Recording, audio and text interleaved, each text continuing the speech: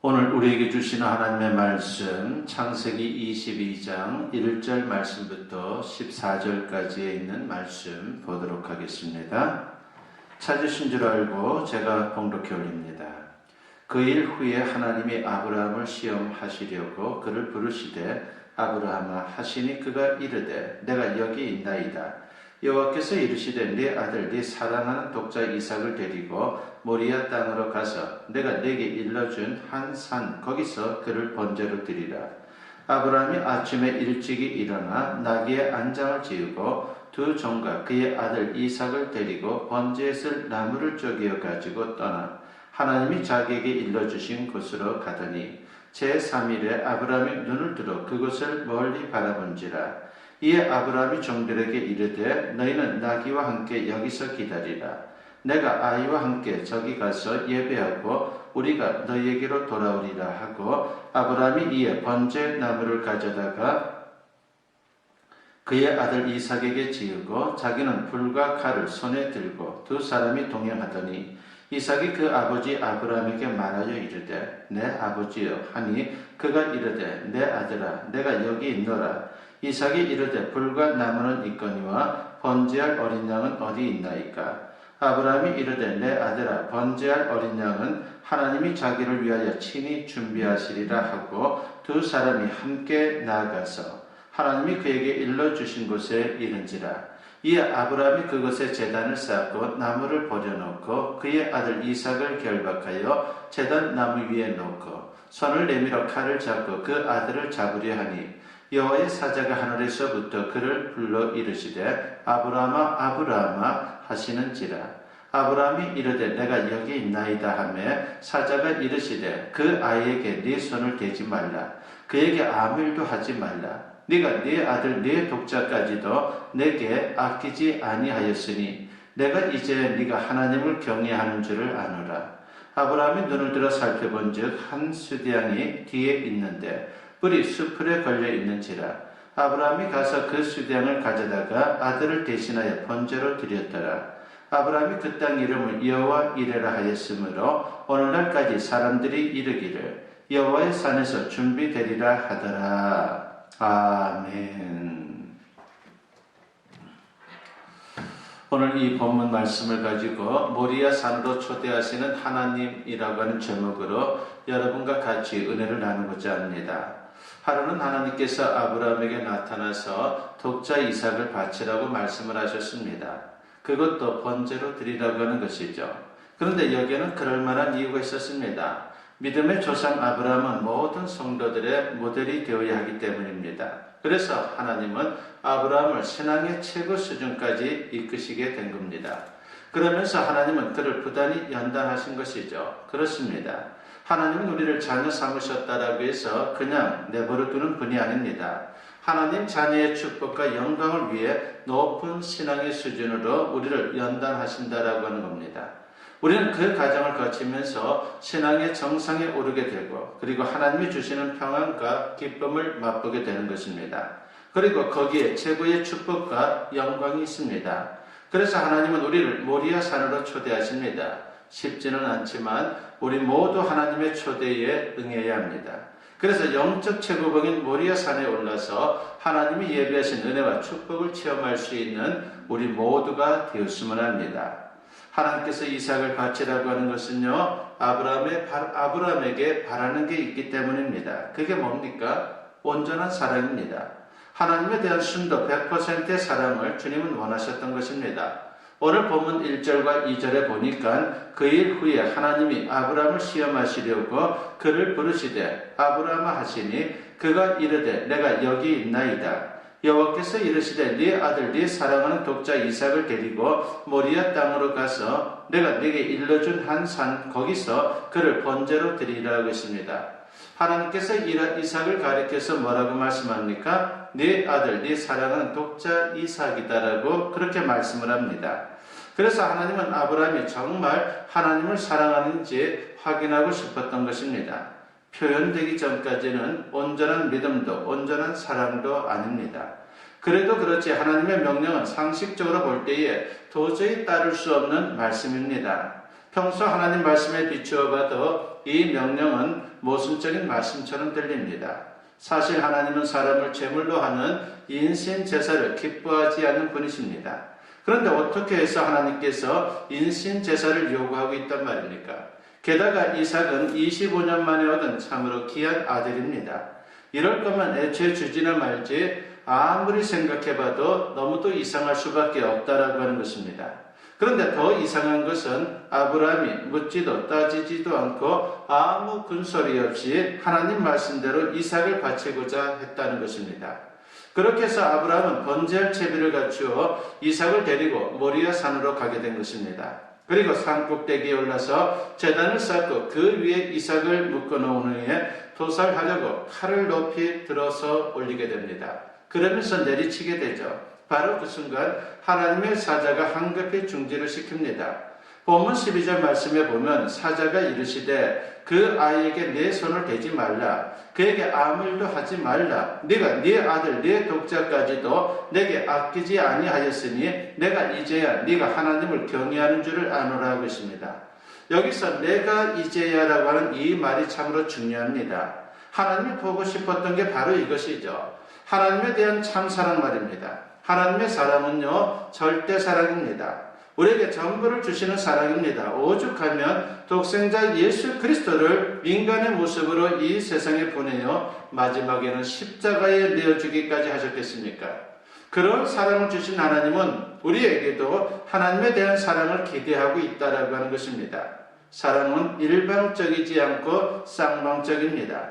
그런 사랑을 주고받고 싶은 게 하나님 마음이다라고 하는 겁니다. 물론 하나님께서 먼저 우리를 사랑하셨습니다. 우리가 아직 죄인이었을 때 사랑해 주셨습니다. 그러나 그 사랑을 받은 후에는 우리가 그 사랑에 감동되어서 하나님을 향해 사랑의 반응을 보이기를 주님은 원하고 있다라고 하는 것입니다. 하나님은 아브라함에게 그런 사랑을 기대하셨고 마침내 그 사랑을 보게 된 것입니다. 그때 하나님 마음이 얼마나 기뻤겠습니까? 가슴이 뭉클하고 눈물이 핑 돌았을 것입니다. 이 순간을 위해 하나님은 기다리셨습니다.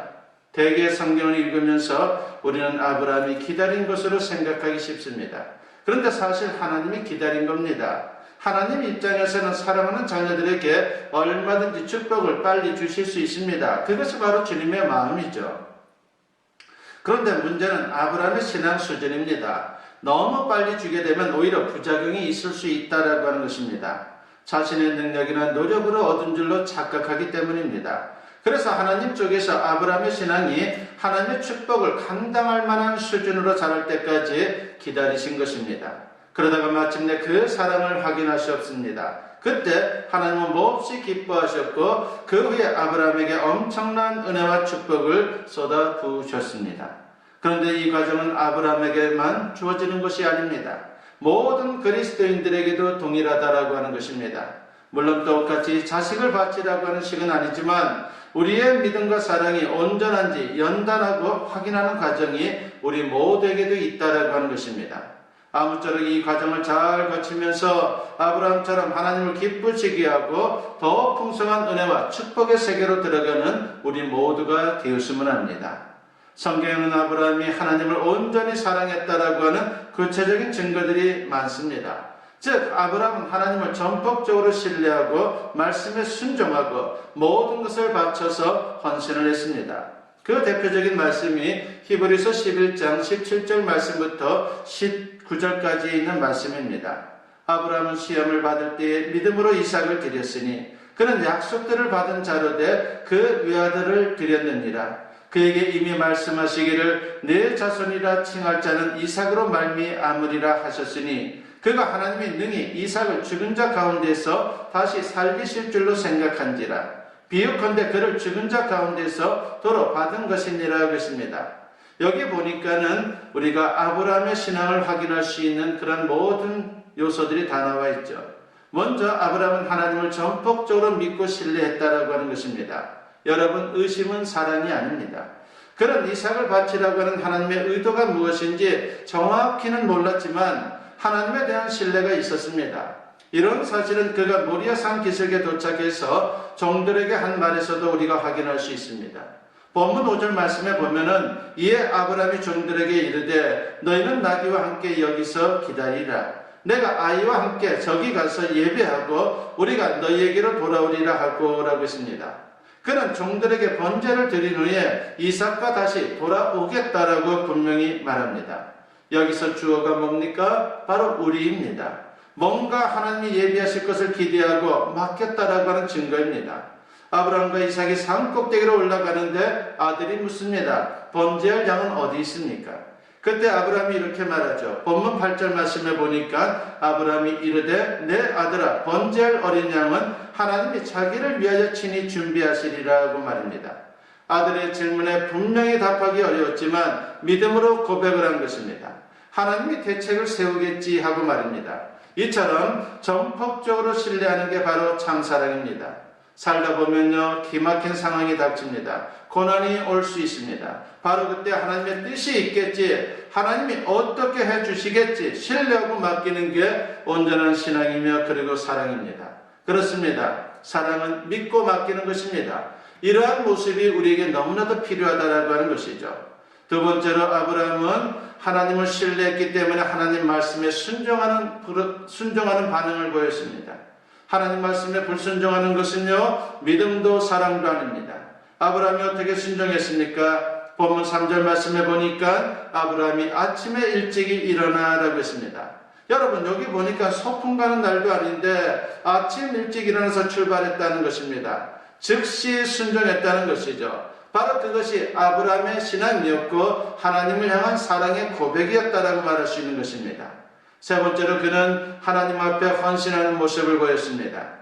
이삭은 얼마나 아까운 자식입니까? 그런데 아까워서 움켜쥐는 것은요 사랑이 아닙니다. 사랑하면 아까운 게 없죠. 부부 사이에, 부모 자식 사이에 아까운 게 있다면요 그 또한 온전한 사랑이 아닙니다. 아브라함이 이삭을 아낌없이 바칠 수 있었던 것은 하나님을 사랑했기 때문입니다. 아브라함의 온전한 헌신의 모습을 보십시오. 이삭을 묶어놓고 칼을 들어서 내리칩니다. 본문 10절 말씀에 보니까 손을 내밀어 칼을 잡고 그 아들을 잡으려 하니라고 했습니다. 이 모습은요 이미 내리친 것과 매 한 가지입니다. 오죽하면 천사가 놀라서 황급히 뜯어 말렸겠습니까? 그렇습니다. 하나님 입장에서는 이미 아브라함의 헌신을 받은 겁니다. 하나님이 바라신 것은 이삭의 목숨이 아닙니다. 하나님은 본래 사람을 제물로 하는 인신제사를 원하지 않는 그런 분입니다. 하나님이 바라신 한 가지는 다름 아닌 사랑입니다.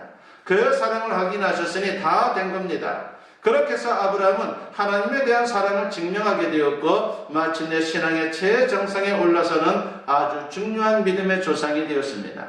아브라함의 사랑을 확인한 후에 하나님의 반응입니다. 본문 11절 말씀에 보니까 여호와의 사자가 하늘에서부터 그를 불러 이르시되 아브라함아 아브라함아 하시는지라고 했습니다.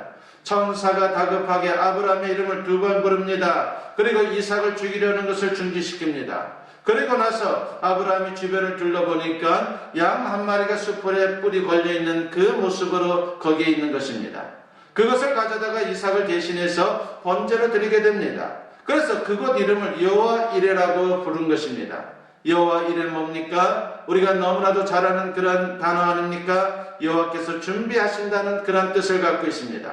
그러니까 하나님께서 우리에게 무엇을 요구하는 것은 빼앗으려고 하는 것이 아니다라고 하는 것입니다. 사랑을 확인하는 과정일 뿐입니다. 하나님은 우리에게서 사랑을 확인하면 기뻐하시고 넘치는 은혜를 부어주십니다. 이 사건 이후에 아브라함에게 어떤 일들이 생깁니까? 그의 인생의 탄탄대로가 펼쳐집니다. 먼저 하나님은 바다의 모래처럼 하늘의 별처럼 많은 후손을 주겠다라고 다시 한번 약속해 주셨습니다. 그리고 창세기 24장 1절을 보면 그의 노년에 큰 축복을 받았다라고 하는 것을 우리가 확인할 수 있습니다. 거기에 보니까 아브라함이 나이가 많아 늙었고 여호와께서 그에게 범사의 복을 주셨다라고 그렇게 분명히 말씀합니다. 그러니까 아브라함이 하나님께 온전한 사랑을 고백하고 모든 것을 맡기게 되자 그의 인생의 탄탄대로가 열린 것입니다. 이것을 달리 말하면 십자가 신앙이다라고 말할 수가 있습니다.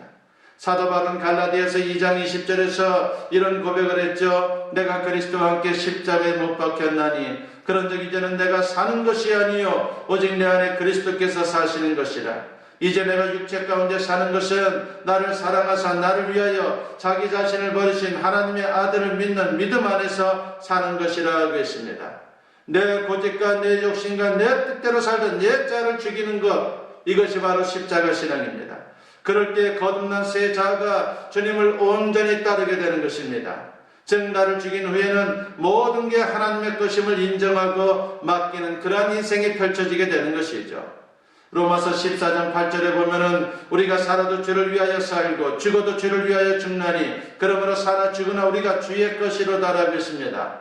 하나님은 결코 우리를 망하게 하거나 손해보게 하지 않습니다. 로마서 8장 32절에 보면은 자기 아들을 아끼지 아니하시고 우리 모든 사람을 위하여 내주신 이가 어찌 그 아들과 함께 모든 것을 우리에게 주시지 아니하겠느냐라고 했습니다. 그렇다면 우리는 어떻게 살아야 합니까?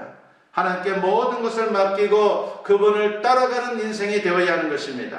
잠언 3장 5절과 6절에 보면은 너는 마음을 다하여 여호와를 신뢰하고 내 명철을 의지하지 말라. 너는 범사의 그를 인정하라. 그리하면 네 길을 지도하시리라 하겠습니다. 하나님을 신뢰하고 모든 것을 맡기게 되면 하나님께서 우리 인생을 인도하시고 책임져 주십니다. 예수님이 직접 말씀하시기까지 하셨죠. 요한복음 14장 6절에 보면은 예수께서 이르시되 내가 곧 길이요 진리요 생명이니 나로 말미암지 않고는 아버지께로 올 자가 없느니라 했습니다.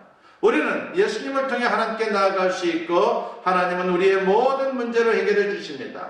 예수님을 믿고 나아가면 하나님이 우리의 아버지가 되셔서 마음에 영생의 기쁨을 주십니다. 그리고 마음이 편해지니까 하는 일마다 술술 풀립니다. 혹시 고난이 와도 넉넉히 이겨낼 수 있습니다. 그리고 마음이 편하니까 병에 잘 걸리지도 않고 혹시 병에 걸려도 다른 사람들보다 쉽게 치유가 됩니다. 예수님이 함께 하시면요 고질병이 고칠병이 됩니다. 설사 죽는다 할지라도 하나님이 예비하신 영원한 천국에 들어가는 귀한 은혜를 잊게 되는 것입니다. 죽어도 살고 영원히 죽지 않습니다. 한마디로 말해서 예수님을 믿고 따라가는 것은 마치 손에 마스터키를 쥐고 있는 것과 같습니다. 여러분, 마스터키는 건물의 모든 방을 열 수 있는 만능 열쇠입니다. 인생 만사를 해결할 수 있다라고 하는 것입니다. 그만큼 하나님께 우리가 모든 걸 맡기고 하나님을 사랑하는 인생을 살면 주님께서는 우리 손에 마스터키를 쥐어주게 된다라고 하는 겁니다. 그렇게 축복된 인생을 주님은 우리에게 약속하고 있습니다. J.C. 페니 백화점이라고 하는 아주 유명한 백화점이 있습니다. 비교적 저렴한 가격으로 좋은 물건을 판매하는 백화점으로 그렇게 알려져 있죠. 미국을 비롯해서 여러 나라 주요 도시에 가면 이 백화점을 발견할 수가 있습니다. 그 창업주가 바로 J.C. 페니입니다. 그는 한때 파산해서 절망 중에 있었습니다. 설상가상으로 결핵에 걸려서 요양소에 입원하는 그러한 신세가 되었습니다. 당장 오늘 내일 죽을 것 같은 그런 불길한 예감에 사로잡힌 그러한 인생을 살아가는 그러한 참으로 불쌍한 존재가 되었습니다. 얼마나 괴로웠는지 모릅니다. 그러던 어느 날 복도를 지나가고 있는데 어디선가 찬송가 소리가 들리는 것입니다. 소리 나는 곳으로 가보니까 환자들이 모여서 예배를 드리고 있는 것입니다. 마침 너 근심 걱정 말아라 주 너를 지키리라고 하는 이 찬송을 부르고 있는 것입니다. 함께 그들과 예배 드리는 가운데에 감동이 밀려왔고 그 예배를 통해서 살아계신 구세주 예수님을 만나는 영적 체험을 하게 되었습니다. 마음의 평안이 임하면서 결핵도 완치되었습니다. 그는 건강만 회복한 것이 아니라 용기도 얻었습니다. 그러면서 멋지게 재기할 수 있었습니다. 그렇게 해서 탄생한 게 바로 J.C. 페니 백화점입니다. 그러므로 인생을 살다가 어려운 문제에 봉착하면요 다른 생각하지 마십시오. 먼저 예수님 앞에 나아갈 수 있는 그러한 신앙이 되어야 합니다. 그리고 하나님 자녀의 확신을 가지고 주님을 사랑하는 마음으로 우리가 담대히 주님 앞에 기도해야 합니다.